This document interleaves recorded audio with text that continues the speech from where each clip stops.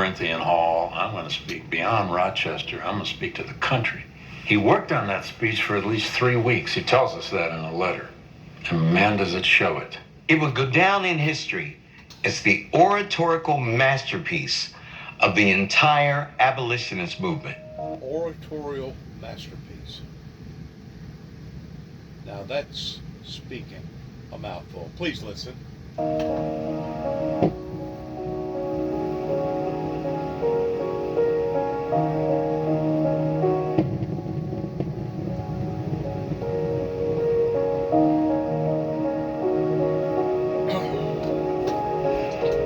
Mr. President, friends and fellow citizens,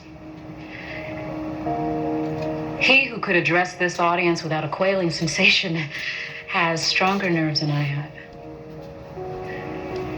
I do not remember ever to have appeared as a speaker before an assembly more shrinkingly, nor with greater distrust of my ability than I do this day. The papers and placards say that I am to deliver a 4th of July oration. Fact is, ladies and gentlemen, the distance between this platform and the slave plantation from which I escaped is considerable. And the difficulties to be overcome in getting from the latter to the former are by no means slight. I liken the speech to a symphony with 3 movements. The first movement, fairly short, is Douglas putting his audience at ease about the glories of the Founding Fathers, the glories of the Declaration of Independence, and it's beautiful.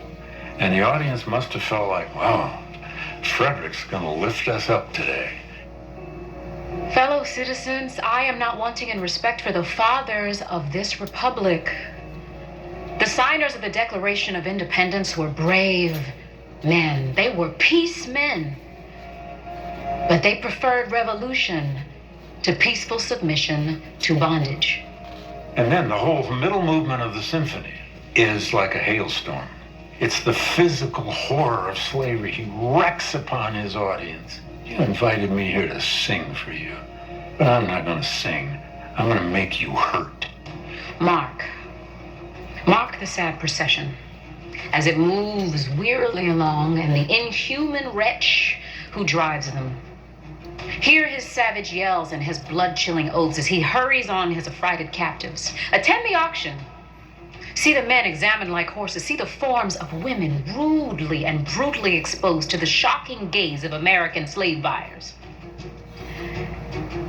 Do you mean, citizens, to mock me by asking me to speak here today? What do I or those I represent have to do with your national independence? Are the great principles of political freedom and natural justice embodied in that declaration extended to us? What to the American slave is your 4th of July? I answer, a day that reveals to him more than any other days of the year the gross injustice and cruelty to which he is the constant victim. To him, your celebration is a sham. Your national greatness, swelling vanity. Your sounds of rejoicing are empty and heartless. Your shouts of liberty and equality, hollow mock. The existence of slavery in this country brands your humanity as base pretense and your Christianity as a lie.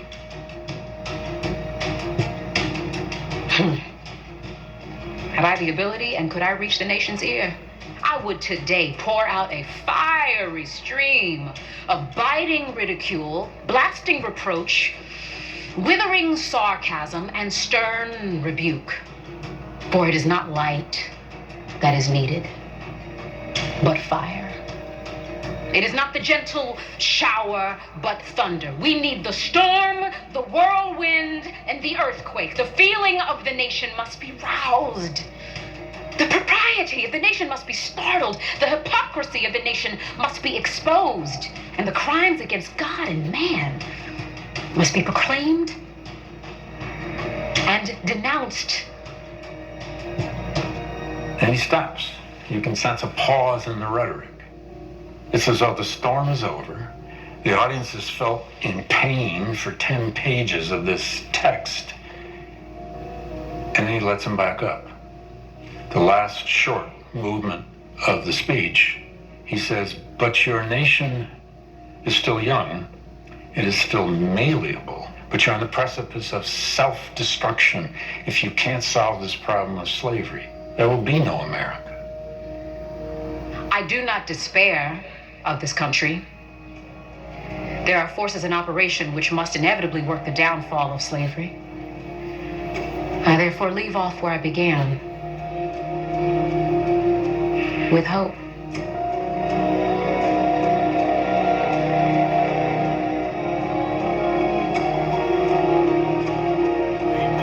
We don't hear a lot about people who weren't allowed to have an education and who got this far, had such, eloquent language and such an intention. He's a black man in that period, or even in this period. He has to be extremely savvy about getting people's attention and disarming people, and then figuring out how to get in there to really change people's thinking. And he does it really effectively and beautifully. Douglas knew that an argument had to be eloquent to be persuasive, that you had to appeal to the mind, but through the emotions. And he knocked it out of the park.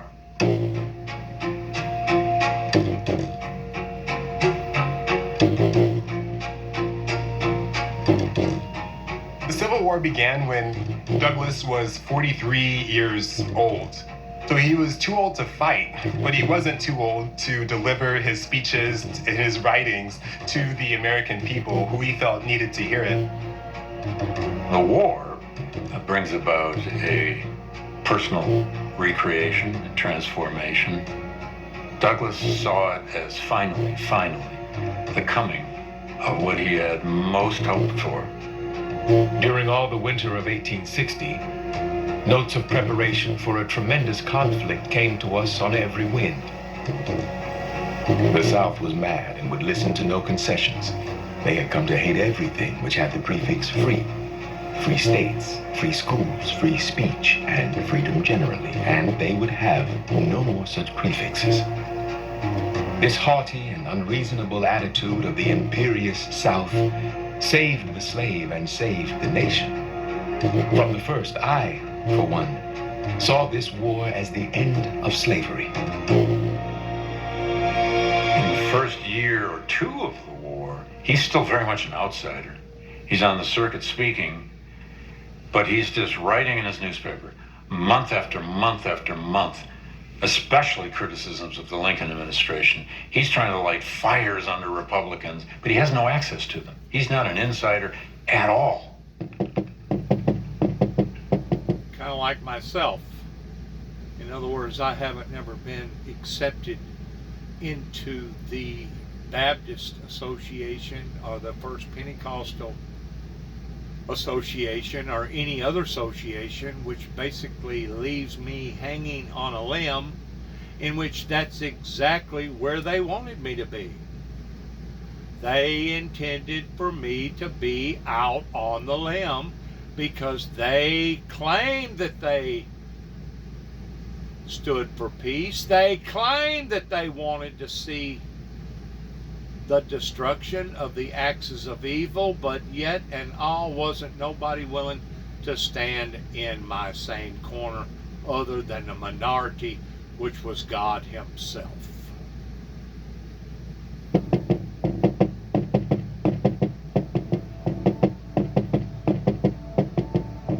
The 1st of January, 1863 was a memorable day in the progress of American liberty and civilization. This proclamation changed everything. Abraham Lincoln issues the Emancipation Proclamation in part to allow African Americans to join the Union cause. They couldn't up until then. Not only did it change the nature of the war, but it gave black men, for the first time, the legal right to kill white men. And then he did what Douglas always did. He went to his desk, he wrote a new speech. In that speech, he famously says, "This proclamation has the opportunity now to free us all from the past."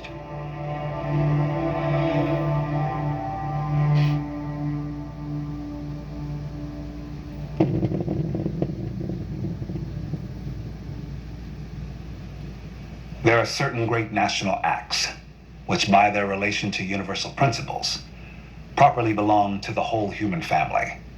And Abraham Lincoln's proclamation of the 1st of January, 1863, is one of these acts. But I hold that the proclamation, good as it is, will be worthless, a miserable mockery, unless the nation shall so far conquer its prejudice as to welcome into the army full-grown black men to help fight the battles of the Republic. That paper proclamation must now be made iron, lead, and fire by the prompt employment of the Negro's arm in this contest. I know it is said the Negroes won't fight, but I distrust the accuser. I know the colored men of the North. I know the colored men of the South. They are ready to rally under the stars and stripes at the first tap of the drum. Give them a chance. Stop calling them niggers and call them soldiers. Stop telling them they can't fight and tell them they can fight and shall fight and they will fight and fight with vengeance. Give them a chance. Away with prejudice. Away with folly. And in this death struggle for liberty, country, and permanent security, let the black iron hand of the colored man fall heavily on the head of the slaveholding traitors and rebels and lay them low. Give them a chance. Give them a chance. I don't say they are great fighters. I don't say they will fight better than other men. All I say is, give them a chance. The moment you read Frederick Douglass's words, you think that they were written yesterday. Literally, especially dealing with all the upheaval that we have in our country. A lot of people don't know a lot about him. But I mean, that's just American history, period. You know, we don't know a lot about ourselves. That's also the trick of this country, to try to make us forget and have amnesia. So I think the more that we put Frederick Douglass's words on stage now, as we interrogate the soul of America, the better for all of us. I love the attack that he has with it, because he's so intelligent and strong. You can't deny whatever he's saying. It's very spirited, and he's trying to really get people going and move the crowd to think. Frederick Douglass sees black soldiers wielding rifles as one of the clearest and most profound expressions of American citizenship.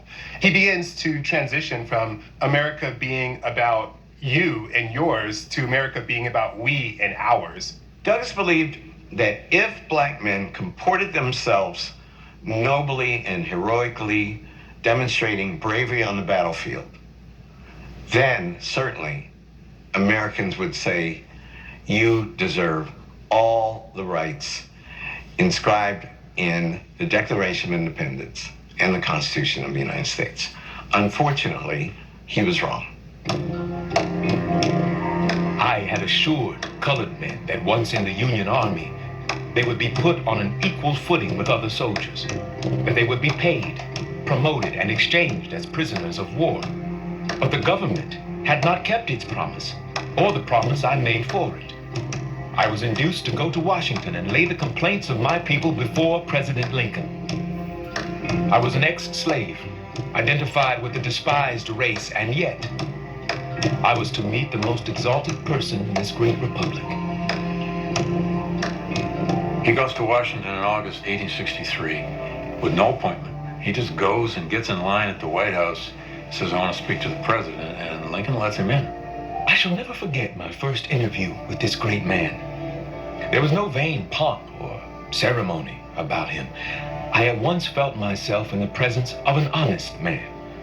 Proceeding to tell him who I was and what I was doing, he promptly but kindly stopped me, saying, I know who you are, Mr. Douglass.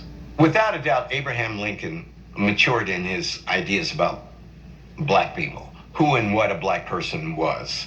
And there's no doubt that Douglass played a key role in that transition. When Douglass meets Lincoln in the White House, it's a bridge. It's a first step for Douglass to begin to enter into higher orders and levels of power. Now he has a role. He has the role of being recognized by the President of the United States as the spokesman of Black America. He is, as he loved to say himself, the representative colored man in the United States. I think Douglas thought that he single-handedly was charged with the task of refuting every racist stereotype about black people. But also, his ego was healthy enough and big enough that he thought he was up to the task. And that's, of course, where the photography comes in. He is one of the most, if not the most, photographed American in the 19th century. He was profoundly insightful about the potential uses of photography to refute stereotypes, the caricatures about black people. These photos were taken so that people could see this intelligent, learned black man as an equal. He's not casting his eyes down as slaves were told to. He's looking you directly in your eyes, so that's a challenge and a provocation in itself.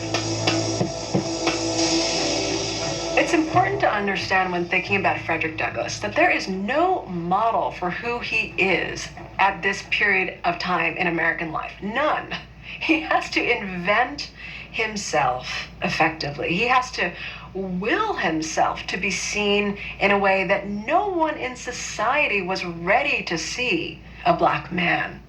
There's one image that I love that shows Douglass as a homeowner with his children across the two brownstones, townhomes that he owned in Washington, D.C. They're defying every possible convention about what it means to be a black family and a black man in American life. He was really an A-list celebrity, what we would call an A-list celebrity today. Especially after he appeared on the cover of Harper's in the 1870s. Once you're on the cover of Harper's, that was like Time Magazine and Google put together back then. But being such a national or world symbol, of course, is both a pleasure and a peril. Douglass's extended family become the black first family, and they're constantly in the press. Fame was such a double-edged sword for Douglass because on the one hand, it's personally fulfilling and very lucrative. But on the other hand, it's exhausting and it's alienating. He had some internal struggles with relevancy and how he will maintain his status as a man of consequence after the Civil War. When the war for the Union was substantially ended and peace had dawned upon the land, when the gigantic system of American slavery was finally abolished, a strange, perhaps perverse feeling came over me.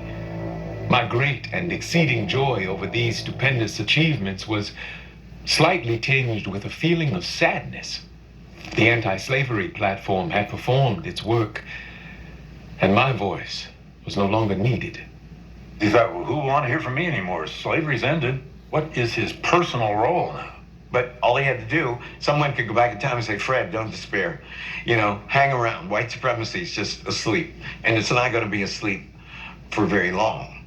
The Emancipation Proclamation had given slavery many deadly wounds, yet it was in fact only wounded and crippled, not disabled and killed. Though slavery was abolished, the wrongs of my people were not ended. Though they were not slaves, they were not yet quite free. I therefore soon found that the Negro had still a cause, and that he needed my voice and my pen to plead for it. It is Reconstruction and its decline and defeat that now causes Douglass to find a new voice, a new role, if he can.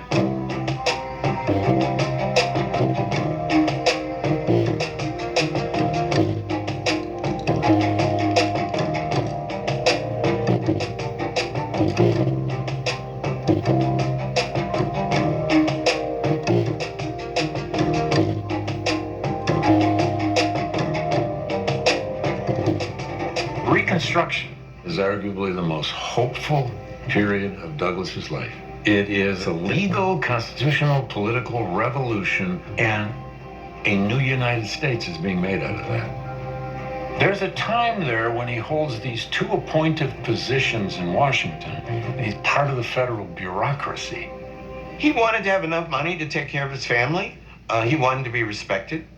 He wanted to get government jobs that affirmed his own idea of his importance. Douglas is a classic example of an old radical outsider who becomes, with time, a political insider. There are many now next generation black leaders who are now his rivals.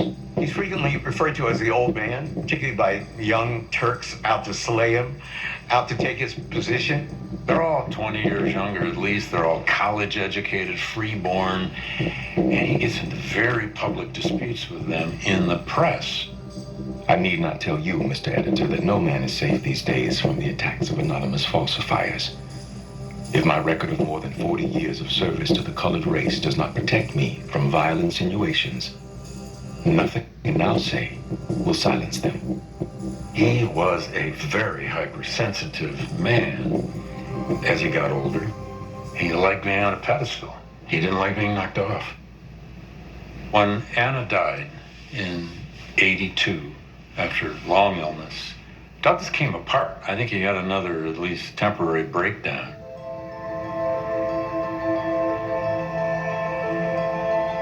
But within about 15 months, he married Helen Pitts. She was a white woman, and she's 20 years younger, and it became the most scandalous marriage of the 19th century. The uproar from the black community and the white community is enormous. For months it was in the press. But they basically just consistently said, we'll marry whom we wish.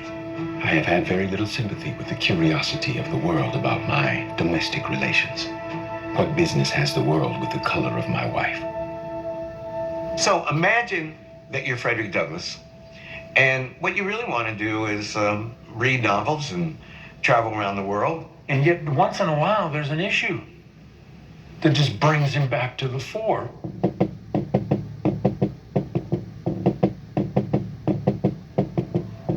Black men in the former Confederate States get the right to vote 2 years after the end of the Civil War, and that right is greeted with terrorism, threats, repression, violence, rape, lynching. Reconstruction is full of mob actions, mob violence, massacres of people.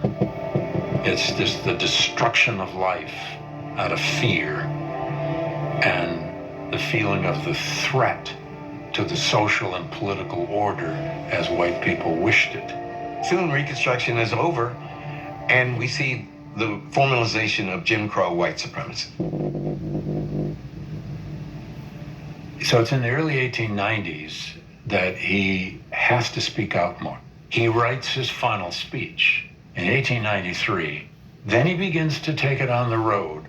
He's also growing old. He's not well. He is constantly complaining about his hands shaking. He's complaining about chest pains. He's complaining about incredible weariness. But he's always drawn back into combat. The war's never over, because white supremacy is the beast that won't be defeated.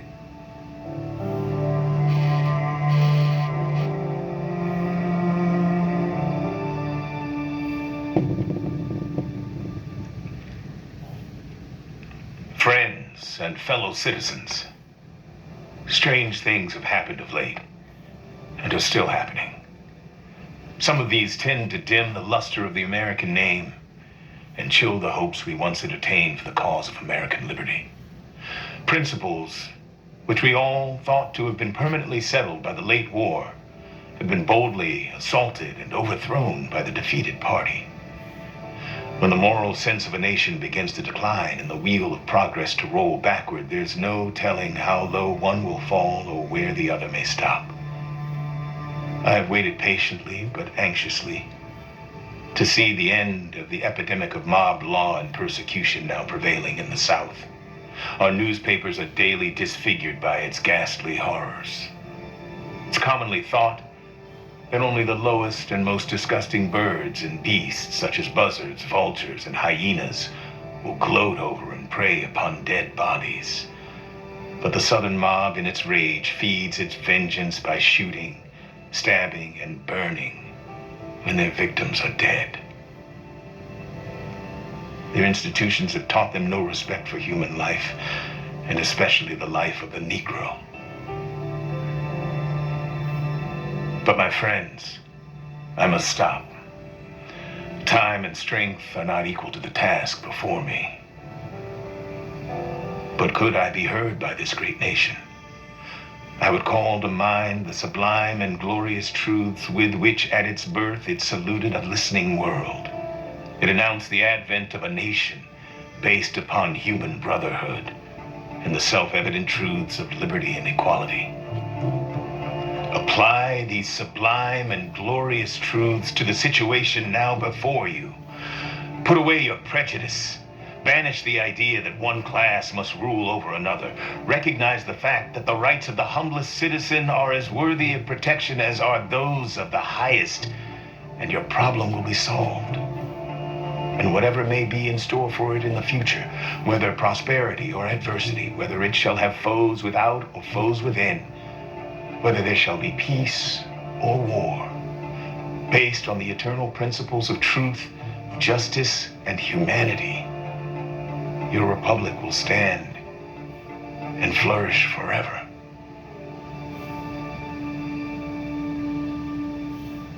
This Lessons of the Hour is a speech that resonates now because in some ways we're revisiting a similar cycle. He represents what we miss and how we are weakened as a society if we are making it our institutional business to suppress certain voices, talents, certain minds, certain bodies. How can we as a people not know of a man like Frederick Douglass? All of us, whether we be black, white, or otherwise, or immigrant, or 10 generations here. He's he's an exemplar American. This is a man who lives essentially the whole trajectory of 19th century America. Slavery to freedom, to the betrayal of that freedom, but still trying to hang on to some kind of philosophical and principled hope. There's still hope, but we still have to fight. We all tend to romanticize the way that Douglass bounced back and the way he refused to be daunted. I find it enormously depressing that he had to bounce back. You see the Civil War won. You see the 13th, 14th, and 15th Amendments, and still on the eve of your death, having to give a speech saying, if I have to leave this world behind with 3 words echoing in your ears, those words are hope, faith, and charity? No. We will overcome? No. Agitate. Agitate. Agitate. I've now brought my readers to the end of my story. I have written out my experiences here, not in order to exhibit my wounds and bruises and to awaken and attract sympathy to myself personally, but as a part of the history of a profoundly interesting period in American life and progress. My part has been to tell the story of the slave, the story of the master never wanted for narrators. 40 years of my life have been given to the cause of my people, and if I had 40 years more, they should all be sacredly given to the same great cause. Taking all the circumstances into consideration, the colored people have no reason to despair, notwithstanding the great and all-abounding darkness of our social past, notwithstanding the clouds that still overhang us in the moral and social sky. It is my faith that a better and brighter day will yet come.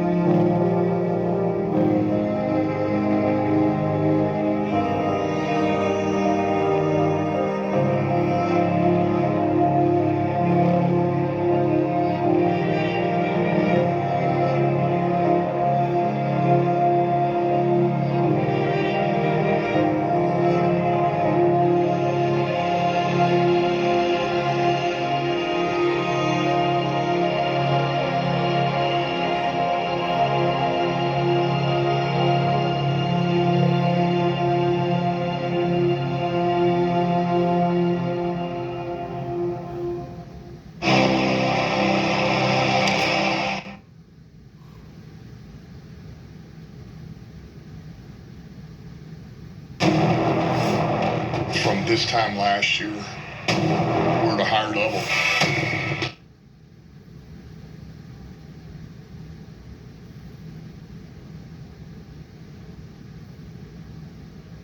Do you have the jerseys for tonight? Yes. Yes. Sweetheart, yes. Lexi, hang up. Yes, sweetheart. I should never have gotten this woman pregnant. Do not procreate. Hey, I'm sorry, but...